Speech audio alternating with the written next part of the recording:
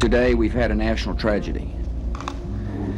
Two airplanes have crashed into the World Trade Center in an apparent terrorist attack on our country. I have spoken to the Vice President, to the Governor of New York, to the Director of the FBI, and have ordered that the full resources of the federal government go to help the victims and their families and to conduct a full-scale investigation to hunt down and to find those folks who committed this act. Terrorism against our nation will not stand.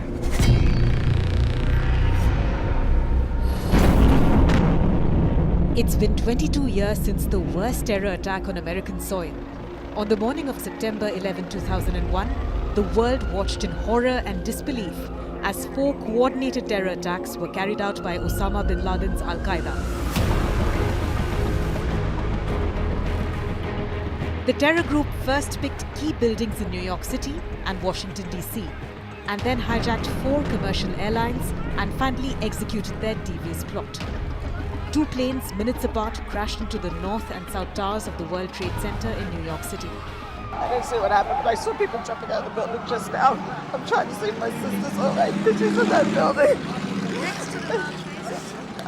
No, the World Trade Center itself. She's in the World Trade Center. I can't talk. I'm sorry, I really can't talk. We're in the lobby. And you just got out the door. No, there was no door left. It was a big hole. But we stayed because our officer was trapped.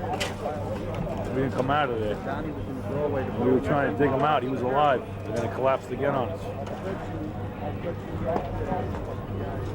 They're looking for him. Yeah.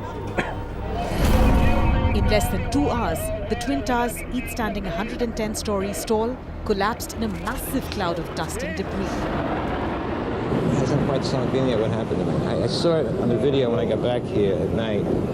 I saw the building come down, and I couldn't believe I was in it. I thought it didn't make sense to me. It doesn't look like anybody could have survived that. The hijackers steered the 3rd plane and crashed it into the western face of the Pentagon in Arlington, Virginia. A 4th plane was intended for the White House or the US Capitol, but the passengers on board resisted the hijackers and the plane crash-landed in a field in Pennsylvania. The coordinated terror attacks claimed the lives of nearly 3,000 innocent people and left America in shock, mourning, and disbelief. The scale of the terror attack and the loss of lives ushered in a new era of fear and insecurity in the US, but also had massive global implications. In the aftermath of 9/11, the United States embarked on a relentless pursuit of justice, launching the global war on terror and invading Afghanistan to dismantle the Al-Qaeda network responsible for the terror attacks. Osama bin Laden and other terrorists are still in hiding. Our message to them is clear. No matter how long it takes, America will find you, and we will bring you to justice. Then, 10 years after 9/11, came a pivotal moment in the quest for justice. US Navy SEALs executed a night raid on a compound in Abbottabad in Pakistan. This covert operation led to the death of Osama bin Laden, the mastermind of the dastardly terror attack. The world watched as the man responsible for orchestrating one of the deadliest terror attacks in history was brought to justice.